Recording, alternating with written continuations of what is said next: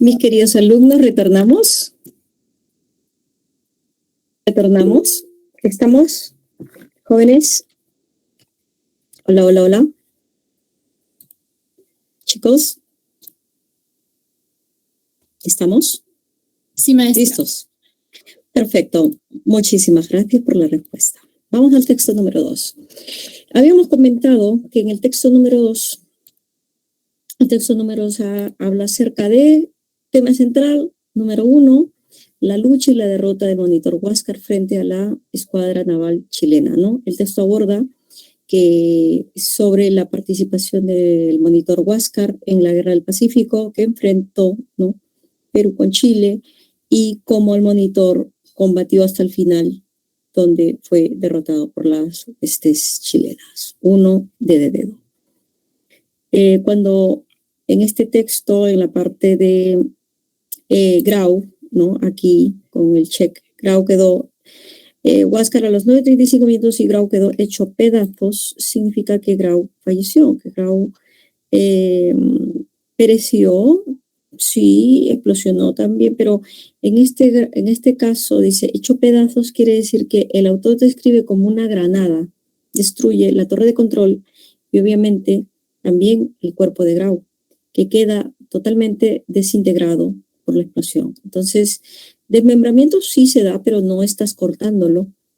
Perecimiento sí es una consecuencia, hay una explosión o desintegración. En este caso hay una no solo explosión, sino que se desintegra, quedó hecho pedazos, una desintegración que se asigna, ¿no?, a esta palabra. 2A. 3. De acuerdo con el texto, es incompatible, dice, sostener que el ataque de los blindados chilenos fueron los responsables del hundimiento del monitor Huáscar y la gran derrota peruana en la guerra. A ver, atención. La primera parte sí es correcta, ¿sí? Pero ahí hay un error, ¿no? ¿Fueron los responsables del hundimiento de Huáscar? Sí, pero de la gran derrota peruana en la guerra, no. Porque eso no lo menciona. Entonces acá dice, de acuerdo con es incompatible, ¿no? Entonces, esta parte sí, pero esta parte no. Tanto la clave es la letra B. La gran escuadra chilena con sus ataques pudo dañar el Huáscar, ¿no? Y fue tomado como botín. Todos los tripulantes, artillerías y demás fueron tomados por los chilenos. El monitor nunca se hundió, ¿correcto? El monitor nunca se hundió. Dice, ¿fueron del hundimiento? No, pues no. No se hundió completamente. Al contrario, fue rescatado y hasta ahora sigue siendo expuesto. Y la gran derrota peruana no fue la gran derrota peruana. Tampoco no lo menciona, ¿no? 3B. 4. Con la pérdida del monitor Huáscar se puede inferir, acá dice la palabra es inferir. ¿Qué se infiere? Que la campaña naval peruana termina, ¿no? Y con ello pierde el dominio marítimo el Perú. Por tanto, en el texto se menciona que con la pérdida del Huáscar el Perú quedó reducido, dice únicamente a las fuerzas terrestres, ¿no? Entonces se pierde el litoral, se pierde el dominio marítimo y por tanto eso es lo que podemos inferir, ¿no? Se infiere. No dice que perdimos el litoral, ¿no? No dice que perdimos el dominio marítimo, pero ya con ello podemos inferir. Cuando nos dicen únicamente a sus fuerzas terrestres, quiere decir que, bueno, sí, solamente tuvimos la posibilidad de salvaguardar las fuerzas terrestres y por inferencia, pues perdimos el dominio marítimo, ¿no? 4C de casa, porque es inferencia, ¿no? Inferencia. 4C de casa. 5. Si el monitor Huáscar no hubiera perecido, no hubiera sido capturado por las huestes chilenas, entonces hubiéramos continuado. A ver, se desprenden muchas cosas, porque sí, ¿no? Sí, el Huáscar. Se desprenden muchas inferencias. Una, que no hubiéramos perdido el dominio marítimo. 2, que podríamos haber ganado la guerra. O sea, hay muchas inferencias. Pero ¿qué nos dan las alternativas? Las alternativas nos dan la siguiente. El monitor de todas maneras hubiese sido derrotado y el triunfo chileno sería inminente, ¿no? ¿Por qué? Porque dice el texto, señala que no solamente había unas embarcaciones, las embarcaciones blindadas, o sea, las embarcaciones peruanas eran bastante obsoletas, antiguas, y los blindados o las embarcaciones chilenas eran blindados, robustos y pesados, casi destructibles, dice. Y de cualquier manera, tarde o temprano, las embarcaciones peruanas iban a ser derrotadas por esa superioridad tecnológica, ¿no? Entonces, el monitor de todas maneras, ¿no?, hubiera sido derrotado por la superioridad tecnológica de la tecnología chilena, ¿no? En el plano marítimo. ¿El combate hubiese sido un triunfo peruano con el dominio marítimo y el Huáscar venerado? No, eso ya puro floro. ¿Hubiesen hecho estragos las escuadras chinas y tomarían toda su artillería? Eso no, nada. Hubiera estado entre la B y la A, ¿no? La A y la B. Dice, el dominio marítimo de los chinos jamás hubiese sido obstaculizado, no. Entre la A y la B. Ahora, ¿por qué no la B? Dice, ¿y el Huáscar hubiera sido venerado? No, esto ya es como muy, como un cuentacuentos, ¿no? Entonces, lo más relevante, lo más serio, respuesta sería, el monitor con toda esa superioridad tecnológica hubiera sido derrotado igualmente porque no solamente estaba un blindado, sino varios blindados chilenos, ya, y el Huáscar hubiera sido derrotado de todas maneras. Y el triunfo de Chile hubiera sido inminente. ¿Inminente qué significa? Que de todas maneras se iba a dar. 5A. Miss, en la pregunta 2, ¿por qué no podría ser la clave D? Es una consecuencia. Es una consecuencia. Perecimiento quiere decir que murió. Pero cuando este es el barquito, triqui, triqui, triqui, eso es lo que ya está. Acá tenemos el barquito. Acá está esta persona.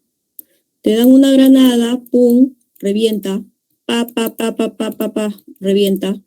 Obviamente la consecuencia de esto es, ¿cuál es la consecuencia? Se destruye la torre de control, perece, es una consecuencia, perece, muere. Perecimiento quiere decir que muere. Pero pregunta, ¿solamente perece Grau? ¿O la bomba o la granada hace más efectos? ¿Cuál es el que abarca más? ¿Perecimiento? ¿Solamente perece Grau? ¿O hay una desintegración de todo? A eso se refiere. La expresión quedó hecho pedazos no solo se refiere a la granada, perdón, no solo se refiere al cuerpo o una consecuencia inmediata es que perece Grau, sino a todo lo que irradia la granada. La granada se da y la granada supuestamente hace pedazos todo, irradia todo, hace pedazos todo. ¿Qué significa? El autor describe cómo una granada destruye no solamente el cuerpo de Grau, sino la torre de control donde se encontraba Grau, y su cuerpo obviamente queda desintegrado por la explosión. El cuerpo de Grau se desintegró y solamente se encontró, dicen, una tibia, que es parte de la pierna, una tibia nada más se encontraron. Creo que la exhiben la tibia de Grau. Creo que sí. Algo escuché por ahí. ¿Se entendió, jóvenes? Por eso la 2 es la A. Porque no solo es el perecimiento de Grau. A eso se refiere el tema. ¿Sí? Sí, Miss, gracias. Listo. Y justamente antes de que ustedes, no sé si ustedes, déjenme, no quiero dejarlos con la duda. Es en el campo, la tibia de Miguel Grau creo que es la única. Los restos, dice, sus restos inicialmente enterrados en 68 fueron repatriados en la cripta de los héroes, ustedes ya saben, en 1946 fue sentido posiblemente en su calidad de diputado de Curul, porque sí, me parece que sí, acá está. Chile entregó al Perú un trozo de tibia de Grau y un escapulario del héroe de Gromos, lo que están en una cripta, en la cripta de los héroes. Solamente se entregó de Grau una tibia, un pedacito de tibia. Acá está. Miren, los restos de Grau volvieron hace 125 años al Perú. Solo se entregó un pedacito de tibia. Imagínense que es una parte del cuerpo, ¿no? Un pedazo de pierna, ¿no? O sea, una tibia de 6 centímetros, ahí está. Chile se había quedado con un pedazo de tibia de 6 centímetros, restos del contraalmirante Miguel Grau Seminario al llegar a la ciudad de Lima en 1890. Acá está la cripta de los héroes. Y este es un asiento del Congreso, siempre está vacío. ¿Por qué? Porque este es el escaño eterno, ¿correcto? Inmarcesible, en homenaje a Miguel Grau, un insigne peruano. Ya saben un poquito de historia y eso me supongo que su profesor de historia les va a contar. Bien, quedó claro, ¿no? Hasta aquí. No quería dejarles con la duda. ¿Quedó claro, chicos?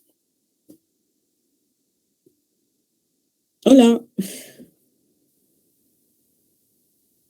¿Estamos? ¿Seguimos? Vamos a seguir, ¿sí? Texto 1b. Listo.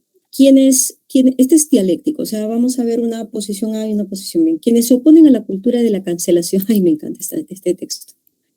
Quienes se oponen a la cultura de la cancelación, dice, la cultura de la cancelación, emplean argumentos reduccionistas y falaces. Falaces quiere decir falsos razonamientos, falacia, ¿no? Muchos de ellos proponen que la libertad está amenazada por la disposición de una masa que censura. El recurso a la cancelación representa así un exceso, dice, intimida a los intelectuales buenos y un riesgo a las libertades, condiciona su trabajo y a la democracia misma. Por aniquilar, quiere decir eliminar, aniquilar, matar la diversidad de voces. Esta argumentación es falaz. ¿Qué cosa es falaz? Viene de la palabra falacia, que es un falso razonamiento, o sea, es mentira, porque proyecta la imagen de una élite quiere decir lo más importante, una élite privilegiada, víctimas del vulgo, ¿correcto? Vulgo, el pueblo, cuando la simetría de poder, medios para defenderse y capacidades de influencia claramente siguen en manos de unos cuantos, cancelados o no, ¿no? Cancelados o no. En ningún caso la cancelación ha representado una censura eficaz, ¿no? Dice la cultura de la cancelación, o la pérdida de medios de vida. La pérdida de medios de vida.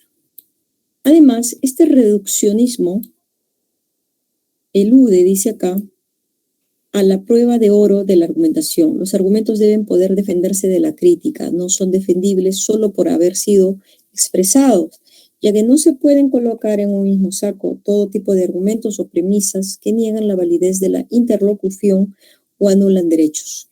En la lógica de estas personas, todos los argumentos valen por igual. En realidad no son capaces de escudriñar las asimetrías de poder que convierten en necesaria y legítima la cancelación como forma de protesta o su importancia para defender derechos o grupos especialmente vulnerables. Muy bien, hablamos de la cultura de la cancelación, ¿no? Y tenemos acá el texto B y vamos a leer el texto A y dice: el fenómeno extendido de retirar el apoyo moral, financiero, digital y social, ¿no? Retirar el apoyo a personas o entidades mediáticas consideradas inaceptables a consecuencia de determinados comentarios o acciones resulta contraproducente. Acá no está de acuerdo, ¿eh? En el otro lado sí. En principio, las afirmaciones sobre la ilícito, o sea, quiere decir la informal que va contra la ley, nocividad, tóxico, algo malo, que amenaza, ofensivo, ofensa, están abiertas, dice el debate. Como Stuart Mills observó, la utilidad de una opinión es en sí misma una cuestión de opinión, tan discutible, tan abierta a la discusión y que requiere tanta discusión como la opinión misma. Es obligado definir nociones como bueno y malo, entre comillas está ahí. Conceptos que cambian con el tiempo o según el criterio de cada persona. Los actos buenos o malos no se pueden aislar, forman parte y están engranados con las necesidades, deseos, carencias y concepciones de otras personas. Por otro lado, escuchar opiniones diferentes y relacionarse con ellas puede ayudarnos a comprender sus puntos de vista y desarrollar versiones no informadas de las posiciones propias. Imponer una cultura de la cancelación supone negar las opiniones de los demás. Esta es la idea del autor. Entonces no está de acuerdo. Volver a las personas más tribales, o sea, como tribus, como pequeños grupos, y reforzar una imagen dualista del mundo, o sea, o es sí o es no, o sea, no hay medias tintas, ¿no? Imagen dualista, blanco o negro. Nosotros contra ellos, una fuente común de los conflictos entre grupos de personas. Además, estar constantemente indignado por puntos de vista opuestos proporciona una razón aparente para no considerarlos. Esto alimenta directamente el sesgo de confirmación y el pensamiento grupal, es decir, vuelve a las personas más intolerantes y reaccionarias, abono perfecto del totalitarismo, más intolerante, abono perfecto del totalitarismo. Entonces, este texto piensa que sencillamente la cultura de la cancelación es negativa y que no se puede imponer, ¿no? Porque la gente se empieza a volver totalitarista, fundamentalista, ¿no? Y no es bueno, ya está. Y es discutible, no. Y la segunda parte dice, quienes se oponen a la cultura emplean argumentos reduccionistas y falaces. También no están de acuerdo, pero tienen diferentes puntos de vista. Entonces dice, tanto A como B, ambos autores discuten sobre la cultura de la cancelación, pero básicamente no es la cultura de cancelación en sí, sino las consecuencias de cómo debe ser una cultura, ¿correcto? Entonces, ambos textos discuten sobre las posibles consecuencias de implementar la cultura de la cancelación. Para el texto A, la aplicación de este puede desencadenar una disminución de la libertad de expresión, lo que él dice totalitarista. En cambio, el texto B, su implementación contribuye a cuestionar las asimetrías de poder y a afirmar la defensa de ciertos derechos y de grupos minoritarios.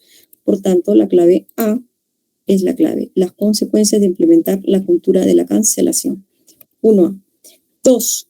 La palabra abierto, me parece que está aquí, abiertas, ¿no? En el 1A dice, en principio las afirmaciones, dice acá, en principio las afirmaciones sobre la ilicitud, nocividad u ofensa están abiertas al debate, o sea, están abiertas, quiere decir son accesibles.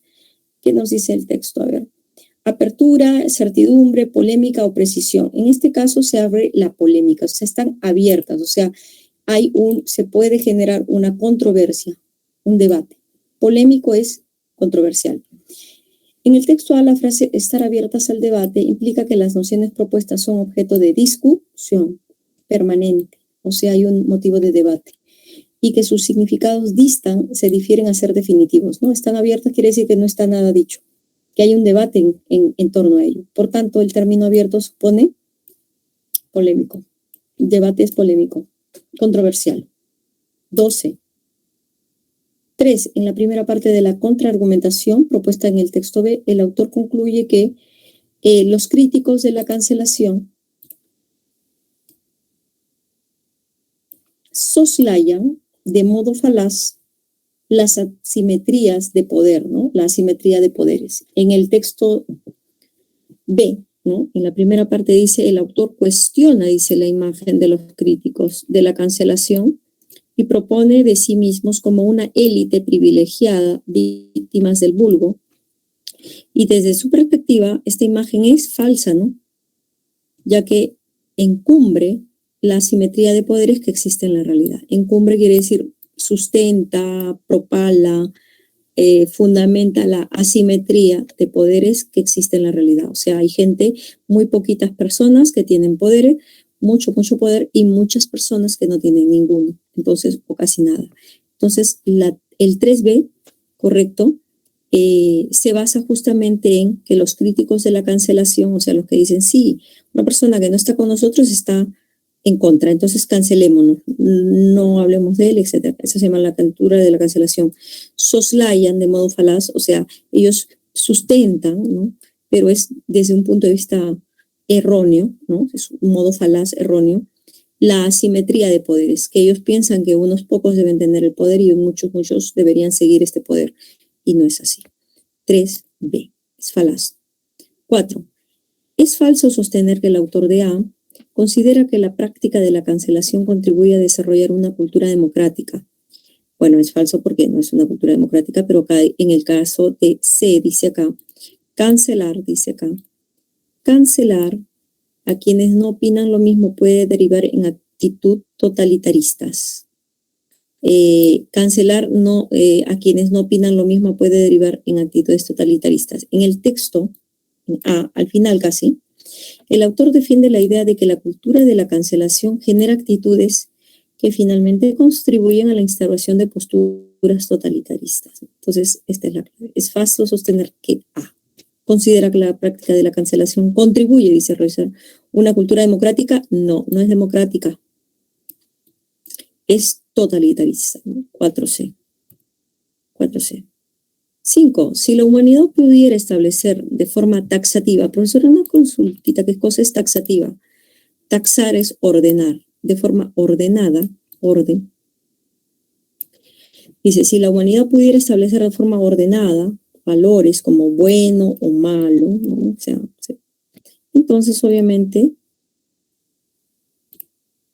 la cultura de la cancelación podría aspirar a una censura eficaz, ¿no? Entonces, según el texto B, la cultura de la cancelación no alcanza la censura eficaz.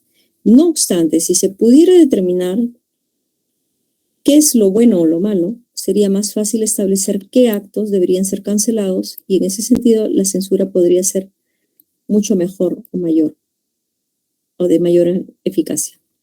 5D de dedo. Bien, vamos al texto 2. La anemia, dice acá, este es más sencillo, el anterior era un poquito más denso, pero la 2 está sencilla. La anemia es una afección que consiste en la ausencia de suficientes glóbulos rojos sanos para transportar el nivel adecuado de oxígeno a los tejidos del cuerpo. Miren, entonces aquí estamos hablando de la anemia y en esta palabra que es ausencia dice de suficientes glóbulos rojos. Entonces hay una ausencia, quiere decir que no hay muchos. Bien, dice acá, este es un mal, entonces es una patología. También se diagnostica como bajo nivel de hemoglobina. Esto es lo que está definiendo. Ausencia es bajo nivel de hemoglobina. Puede ser un malestar temporal o prolongado. Está definiendo los tipos. Prolongado y variar de leve o grave. Al principio la anemia puede ser leve porque el paciente no lo nota, pero los síntomas empeoran a medida que la enfermedad se prolonga. Por lo general, la anemia puede deberse a una afección presente al nacer, congénita, o una afección que se desarrolla adquirida. No obstante, contra el mito de que la falta de hierro es la clave que explica la aparición de la enfermedad, dice, es el mito de que la falta del hierro es la clave que explica la aparición de la enfermedad, se sabe actualmente que es provocada por más de una causa, está provocada. O sea, se pensaba que el hierro, la falta de hierro provocaba la anemia. No, dice acá, se sabe actualmente que es provocada por más de una causa en la mayoría de los casos. Existen factores que exponen al paciente a un mayor riesgo de anemia. Uno de ellos, tal vez el más importante, es la dieta baja en hierro, vitamina B12, folato y cobre. O sea, esta es una de las más principales, que la falta de hierro, pero no solamente la falta de hierro, sino también vitamina B12, folato y cobre. La ausencia de estos nutrientes en la alimentación incrementa el riesgo de contraer la enfermedad. Incrementa, ¿no? Padecer un trastorno intestinal que afecta la absorción de nutrientes en el intestino, como la enfermedad de Crohn o la enfermedad celíaca, también es otro factor, ¿no? Entonces acá yo, factor 1, factor 2. Además, padecer afecciones crónicas puede contribuir al desarrollo de la enfermedad. Por ejemplo, dice, sufrir cáncer u otra afección crónica puede aumentar el riesgo de desarrollar anemia. Ello se debe a que estas afecciones pueden derivar en una escasez de glóbulos rojos. Hasta aquí. En el caso específico de las mujeres, acá ya hablamos hasta aquí era todo general, hombres y mujeres. Ahora, mujeres. En el caso específico de las mujeres, no consumir un multivitamínico con ácido fólico y hierro durante el embarazo aumenta su riesgo de desarrollar anemia. Siguiente, de forma similar, la menstruación también puede ser factor, ¿no? Considerarse por la pérdida de glóbulos rojos que genera cada mes. Entonces, en caso de mujeres, se da en la cuestión del embarazo y también por la menstruación. Está dando dos hipótesis, ¿no? Dos hipótesis, dos características. Bien, vamos a ver entonces. Y es un texto mixto, como ustedes están viendo, y dice acá la anemia es la disminución del número de glóbulos rojos, hematíes, en la sangre o niveles de hemoglobina. Está explicando la función principal de los hematíes, que es transportar el oxígeno en la sangre y liberarlos en los tejidos. Si tienes anemia, dice acá la prevención, ¿no? El cuerpo transporta menos cantidad de oxígeno al resto del cuerpo. Los síntomas más habituales son síntomas de la anemia: cansancio, palidez, taquicardia, dificultad para respirar, fragilidad del cabello y uñas. Aunque generalmente esas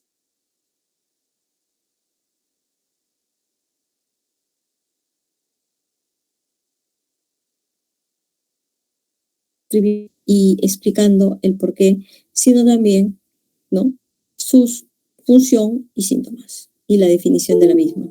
De manera global, porque estamos viendo todo, el texto aborda la anemia, su definición, factores y síntomas comunes. ¿Por qué? Porque sencillamente tenemos que englobar todo. la anemia, obvio. Definición, factores y síntomas. Si ustedes me ponen la B, la anemia, la descripción y sus síntomas, ¿te falta qué cosa? Los factores. La clave C porque es completa. ¿Ok? 2. El término, por ejemplo, superávit puede funcionar como antónimo de contextual de ausencia. Ausencia es poco, lo contrario, mucho. Es mucho superávit. Intensidad no, déficit tampoco, carencia no, porque todos esos son sinónimos de ausencia. ¿Cuál sería el único? Pues bueno, el único sería superávit. En la tercera acepción, el término superávit se entiende como abundancia o exceso, superación, algo mucho más, ¿no? Exceso o algo que se considera necesario. En tal sentido, funciona como antónimo contextual del término ausencia, que alude efectivamente a la carencia de glóbulos rojos, ¿no? 2D.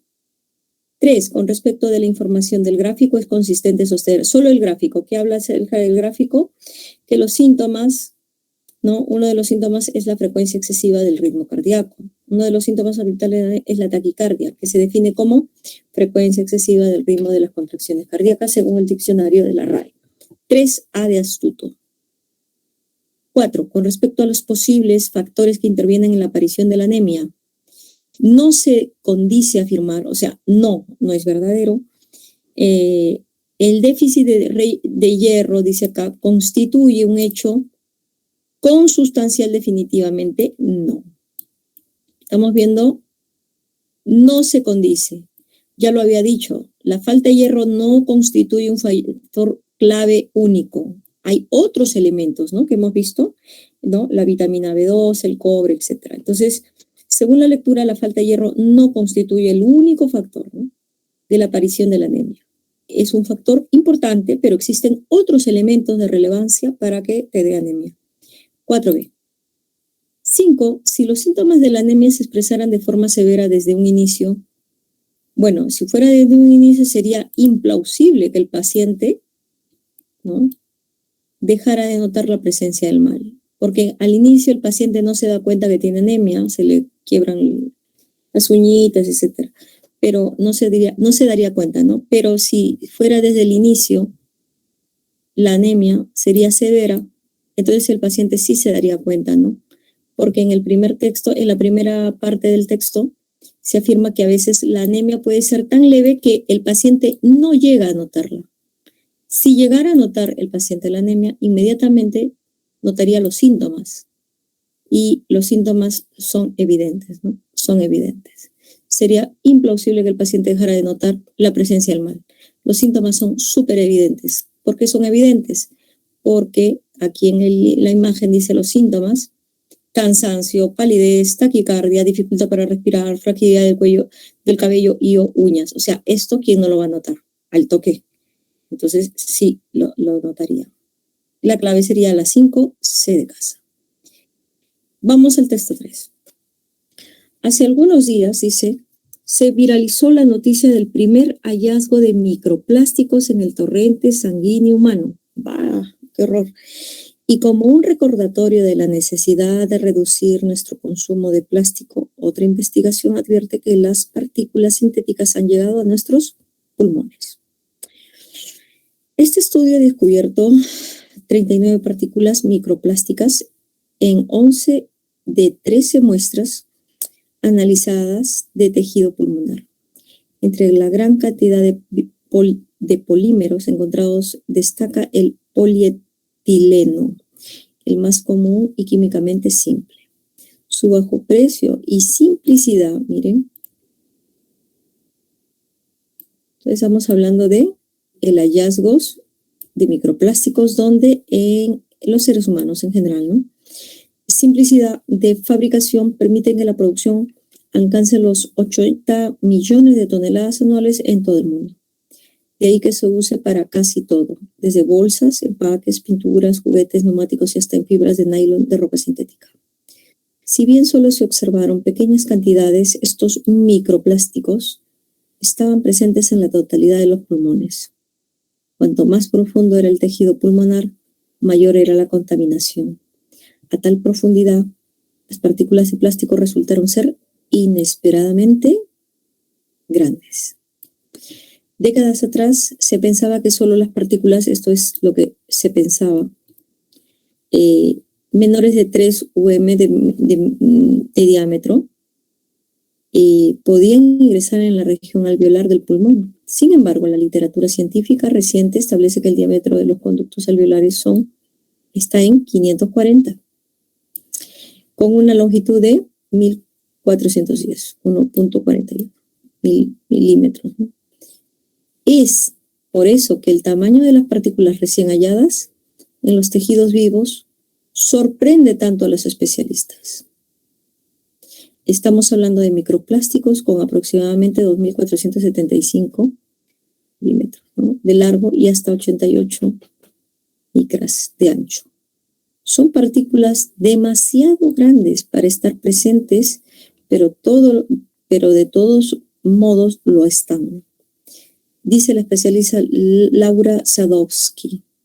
Esto es sorprendente, ya que las vías respiratorias son más pequeñas en las partes inferiores que los pulmones, y habríamos esperado que las partículas de estos tamaños se filtraran o quedaran atrapadas antes de llegar a los alvéolos. Bien. Hace unos días, la OMS, Organización Mundial de la Salud, publicó un reporte sobre la calidad de aire en el cual se utilizaron parámetros como la cantidad de material particulado y dióxido de nitrógeno, y nos advirtió que el 99% de los humanos ya respiramos aire contaminado. El nuevo hallazgo de microplásticos en los pulmones sugiere que podríamos estar respirando partículas más grandes de las que viajan como materia sólida en el aire. Es decir, la inhalación es la ruta regular de la exposición de los microplásticos. Entonces, ¿cómo llegan los microplásticos al cuerpo? A los pulmones a través de la respiración, ¿no?, de la exposición o la inhalación. Lamentablemente, de momento, solo se ha podido confirmar la presencia de un microplástico relativamente grande en un sitio donde no se esperaba debido a su tamaño. No sabemos, dice acá, aún cuáles son los verdaderos efectos de los microplásticos en nuestros pulmones. Entonces, aquí no es concluyente. Estos datos proporcionan un avance importante en el campo de la contaminación del aire, los microplásticos y la salud humana. Señor Sadowski, la caracterización de los tipos y niveles de microplásticos que hemos encontrado puede informar sobre condiciones realistas para experimentos de exposición en laboratorio con el objetivo de determinar cuáles son los impactos de los microplásticos en la salud. Aquí, jóvenes, ¿de qué estamos hablando? ¿De qué trata el texto? Profesora, de los microplásticos en el sistema respiratorio, ¿no?, en los pulmones, y su descubrimiento en este sentido del nivel, ¿no?, del nivel de invasión la dimensión de estos microplásticos en este tipo. Entonces, fundamentalmente el texto trata acerca de el hallazgo, ¿no?, porque es un hallazgo de los microplásticos en pulmones de acuerdo a un nuevo estudio. 1B. Vamos a la 2. La palabra o término simplicidad se puede reemplazar por facilidad, ¿no? El término simplicidad refiere a que la sencilla facilidad con la que se produce tal tipo de microplástico, ¿no? 80 millones de toneladas al año, es lo que dice, ¿no? Simplicidad es la facilidad para producir. En ese caso te da un dato, ¿no? 80 millones de toneladas. 2A. 3. Es posible colegir. ¿Colegir qué quiere decir, profesora? Inferir. Vamos a inferir acá. Es posible inferir sobre los microplásticos que la especialista Laura Sadowski, ¿qué cosa? ¿Qué podemos inferir? Que ignora los riesgos, ¿no?, de presentar tales partículas en los pulmones. Porque, ¿qué dice ahí la lectura? Que no sabemos, dice, ¿no? Dice, el autor del texto dice que aún no sabe, ¿no? El autor del texto dice, no sabe todavía cuáles son los verdaderos efectos de los microplásticos en nuestros pulmones. Esta es la clave fundamental, estaba ahí. Ignora, ¿no?, qué va a pasar, porque no se sabe. Solamente se ha registrado, pero no se sabe el efecto. 3A. 4. No se condice con el texto sobre el tamaño de los conductos alveolares con respecto a los conductos, se dice que se pensaba que los microplásticos eran más pequeños, ¿no?, que los conductos y que se iban a quedar atrás. pero no es así. Entonces, la clave, la OMS requirió de tal información para presentar su reporte. A ver, un momentito. Los criterios utilizados por la OMS para su reporte estuvieron vinculados a la composición del aire, con parámetros como la cantidad del material particulado y dióxido de nitrógeno. Entonces, no, la OMS dice acá, requirió de tal información para presentar su reporte. No, falso, no se condice. No fue la OMS, ¿no? No se condice con él sobre el tamaño de los conductos alveolares. La OMS no dice sobre los conductos, es el informe, el reporte. Ellos solamente hablan acerca de los parámetros del material, de la cantidad, no de la dimensión. Cantidad no es dimensión. 4D. Y 5 dice, si se cobraran impuestos mucho más altos para todas las empresas y fabricantes que se dediquen a la producción del polietileno, que es el material, el material que se ha encontrado con mayor productividad, ¿no? Mucho más productivo. ¿Por qué? Porque es simple y fácil de hacer. Posiblemente, dice, ¿no? ¿Qué hubiera pasado? En este caso, ello repercutiría positivamente el cuidado de nuestros pulmones. ¿Por qué? Porque habría menos contaminación de microplásticos de esta calidad, porque hay muchos plásticos, pero este es el mayor contaminante. Entonces, el plástico hallado en nuestros pulmones con mayor presencia es la del polietileno, ¿no? Y entonces, si hubiera menos producción del polietileno, obviamente, debido a su costo bajo y simplicidad de fabricación, es el que más se produce y contamina. Pero si ponemos un impuesto muy grande al polietileno, entonces se haría menos. Una restricción de corte económico a este producto limitaría su producción y por tanto podría beneficiar la salud al no contaminar más o no contaminar tanto nuestros pulmones, ¿no? 5 de dedo. Vamos al reading. Tenemos el reading 1 y el reading 2, ¿no? El reading 1 está traducido. Ustedes tienen la traducción, no hay problema. Y el reading 2 también tiene la traducción y completamos. Vamos a darles 10 minutos rápidamente, jóvenes. Menos de 10 minutos, unos 8 minutillos y completamos. Vamos al reading, passage 1 y passage 2. Vamos, chicos, rápidamente. A las 12:48, ¿vale? Vamos unos 8 minutos y completamos.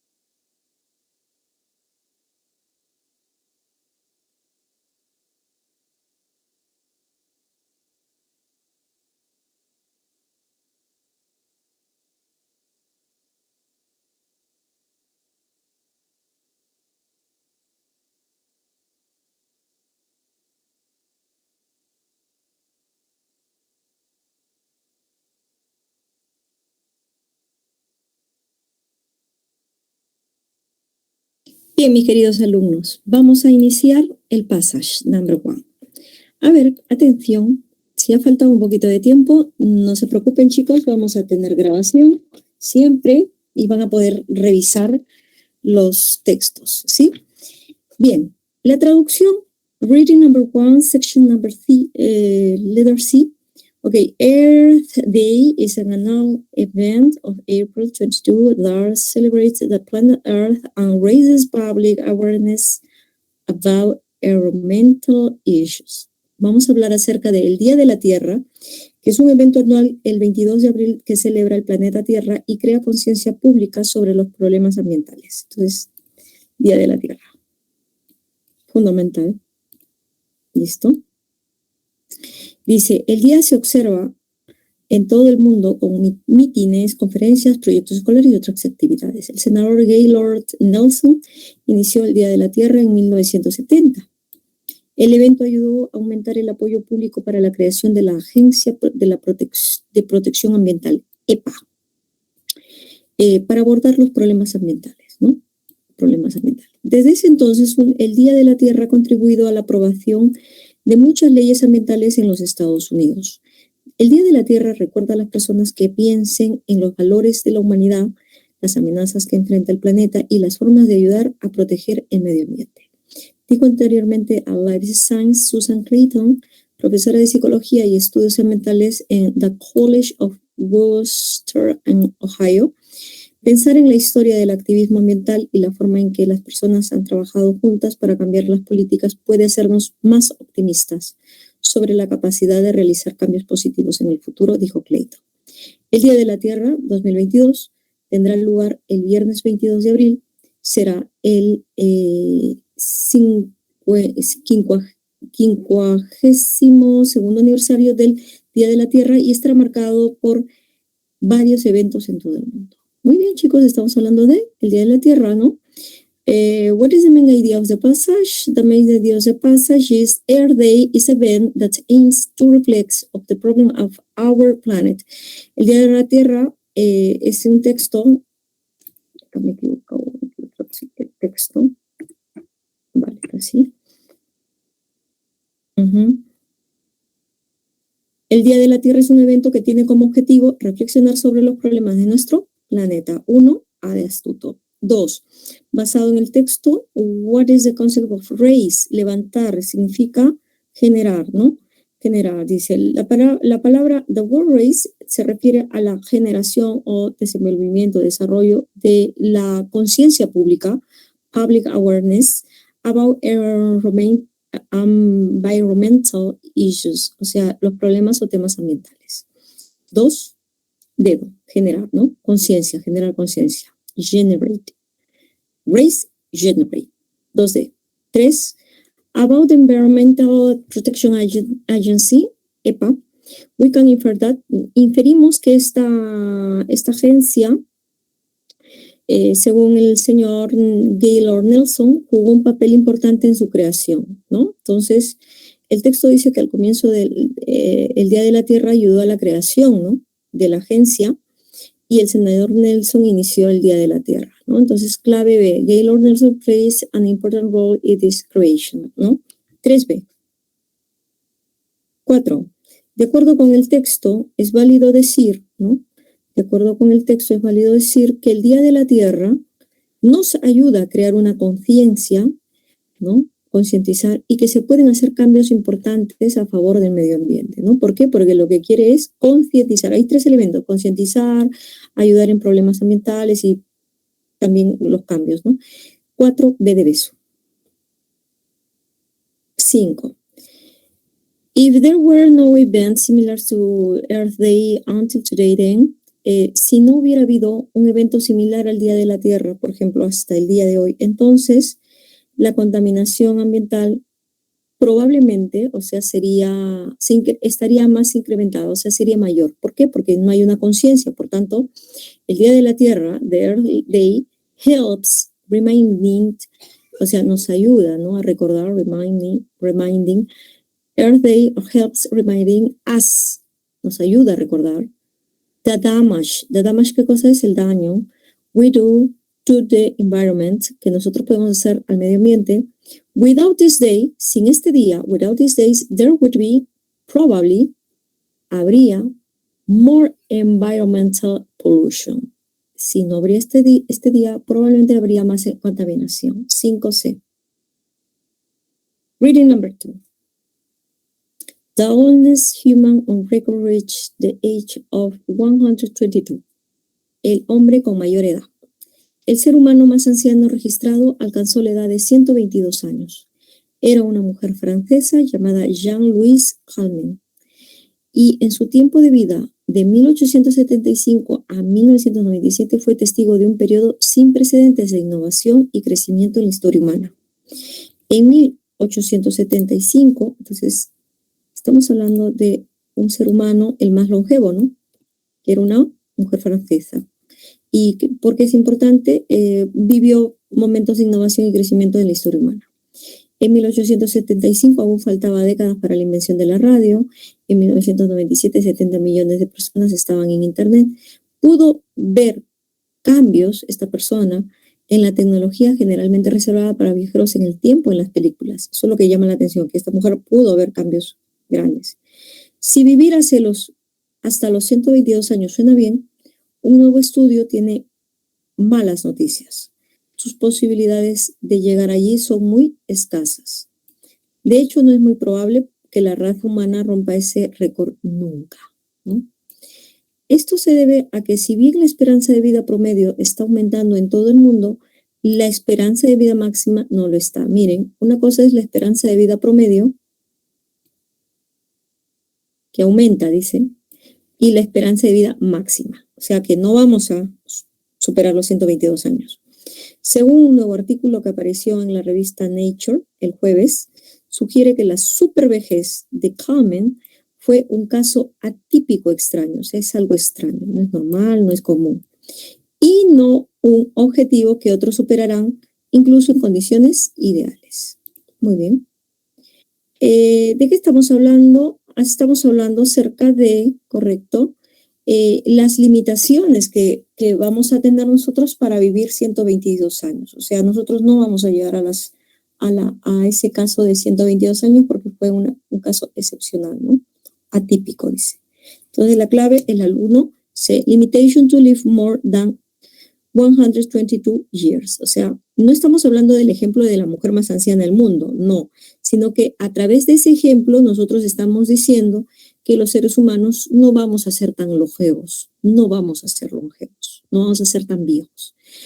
Estamos aumentando nuestro nivel de vida promedio, pero no nuestro nivel de vida máximo, ¿no?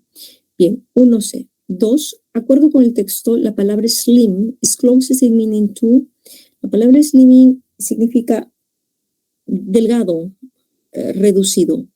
Entonces, las posibilidades de vivir hasta los 122 años son muy leves, pocas o reducidas. Entonces, aquí hay una pregunta de inferencia, ¿no? Reduce, controladas, no, probable, no, bloqueadas, quiere decir cerradas, no, reducidas. Es por eso porque la vida útil máxima sigue siendo la misma. Entonces, 2A. 3, de acuerdo con los cambios que vio tecnológicos, ¿no? Los cambios tecnológicos que vio la mujer más anciana, más longeva del mundo, Jean-Louise Calment, ¿no? En la época en que vivió, podemos inferir que en el siglo XX representó una época de grandes innovaciones en la historia humana. ¿Por qué? Porque lo dice, ¿no? Ella fue testigo, ¿no?, de varios cambios tecnológicos. ¿Pero por qué tantos cambios? Porque ella vivió mucho. Siglo XIX, siglo XX. Fue testigo de cambios increíbles en la humanidad. El siglo XX por su periodo de innovación y crecimiento, ¿no? 3, C de casa. 4, es incompatible afirmar que el promedio de vida, ¿no? Es compatible afirmar que la vida media o el promedio de vida, the average lifespan, it is compatible to affirm that the average lifespan, 4C, ¿no? Was lower last century than it is this century. O sea, fue menor el siglo pasado que en este siglo. O sea, el promedio de vida. ¿Por qué? Porque el texto dice que nuestra vida, nuestro promedio de vida ha aumentado. Quiere decir que en el siglo pasado era menor. 4, C de casa.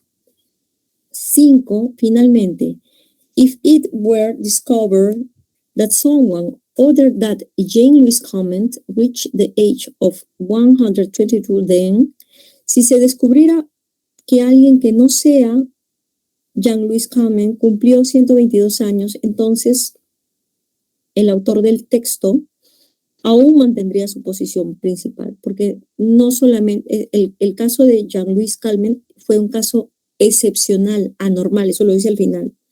Solo las personas con condiciones excepcionales podrían llegar a 122 años. Si hubiera otra persona que llegara como esta francesa, esta mujer francesa, solo sería un caso excepcional, no sería incluido en la estadística, porque estos son casos excepcionales y los casos excepcionales no entran al cómputo estadístico porque no son promedio. 5B. Muy bien, chicos. Esto sería la clave para la clase del día de hoy. Muchísimas gracias por su atención, semana número 2, y damos cierre a nuestra clase. Muchísimas gracias, jóvenes. Espero que haya sido de su agrado y nos vemos la próxima semana, el día